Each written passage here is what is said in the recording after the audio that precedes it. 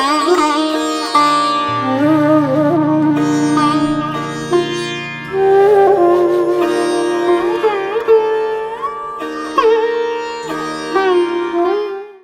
गोस्वामी जी इन चौपाइयों में चित्त शुद्धि का संपूर्ण ज्ञान हम लोग को करा रहे हैं, चित्त की गुफा का संपूर्ण परिचय करा रहे हैं। जब माता सती ने दक्ष को वरदान दिया जन्म लेने चली तो पराशक्ति और देवताओं ने कहा कि वैसे माता आप तो सर्वसमर्थ हैं पर अभी जन्म मत लीजिए, थोड़ा इंतजार कीजिए, शुभ समय अभी नहीं आया है दक्ष के यहाँ जन्म लेने का। पराशक्ति ने कहा अरे मैंने दक्ष को कह दिया है।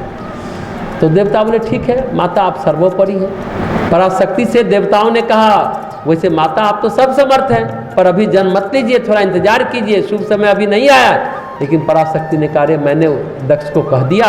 तो देवता बोले ठीक है माता आप सर्वोपरि हैं, आप जन्म ले।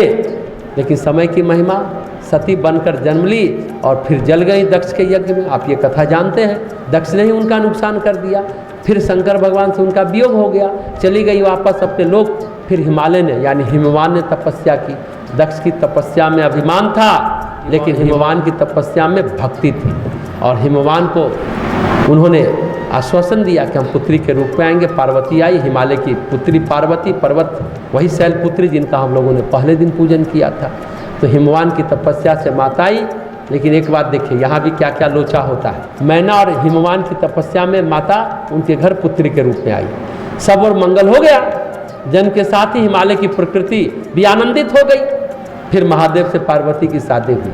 कन्यादान तो वैसे भी बहुत बड़ा पुण्य होता है और कन्यादान जिस कन्या का हो रहा हो स्वयं आदि शक्ति को और किया किसको जाए तो स्वयं महादेव को। बहुत अद्भुत, कल्पना करके देखिए, रोमांच हो जाता, अद्भुत है। अगर ये श्रद्धापूर्वक हो जाए तो कन्यादान करने वाले को तत्काल मोक्ष मिलता है। ज्योतिष में भी है जो कन्यादान करता है 1000 अश्वमेध के बराबर फल पाता है और वह मुक्त हो जाता है, श्रद्धापूर्वक करता हो तो। अब देवताओं को क्या लगा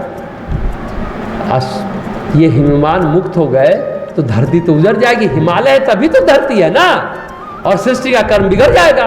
देखिए देखिए क्या क्या लोचा करते हैं। अगर श्रद्धापूर्वक हिमवान के द्वारा पार्वती का दान हो गया शैलपुत्री का तो फिर मुश्किल है तो इनकी थोड़ी श्रद्धा बिगाड़ दी जाए। पर हिमालय की श्रद्धा तो बिगड़ती नहीं है, वो बिगड़ेगी भी नहीं। महादेव के प्रति श्रद्धा अटूट है। तो देवताओं ने क्या किया, रानी मैना की श्रद्धा बिगाड़ो। जैसे देवताओं ने मंथरा के माध्यम से कैकेयी का दिमाग खराब किया, उसी तरह मैना के माध्यम से श्रद्धा को बिगाड़ा। क्या किया, क्या कहा, रानी मैना है और अर्धांगिनी है, कुछ तो गड़बड़ कर सकते हैं, होपफुल है, उम्मीद है। उन्हें कहा अरे ऐसे वर की कन्या को मत ब्याहो, ये कुलक्षण वर है। अब देवताओं ने चढ़ा दिया, वो भी अड़ गई मैना माता। अरे मैं कुएं में डूबकर मर जाऊंगा, ऐसे नालायक वर से शादी नहीं करूंगी जो भस्म लगाए है, अघोरी है, सांप बिच्छू पाले हुए है, रहने को घर नहीं है, कोई छत नहीं है। इस तरह श्रद्धा बिगड़ गई मैना की। क्यों बिगड़ी, ताकि हिमालय को मोक्ष ना मिले, सृष्टि का संतुलन बना रहे। अरे लीला तो विष्णु जी ने किया था। फिर महादेव सम रूप में आए, रूप देखा, महादेव को पहचाना, पर एक क्षण के लिए जो श्रद्धा बिगड़ गई थी फिर हिमालय मोक्ष के अधिकारी नहीं रहे। एक क्षण की अश्रद्धा चिपक गई, बात खत्म हो गई। अगर एक क्षण की श्रद्धा न चिपकती, अभिमान न होता, तो कहां से कहां बात चली जाती। श्रद्धा बिगड़ गई।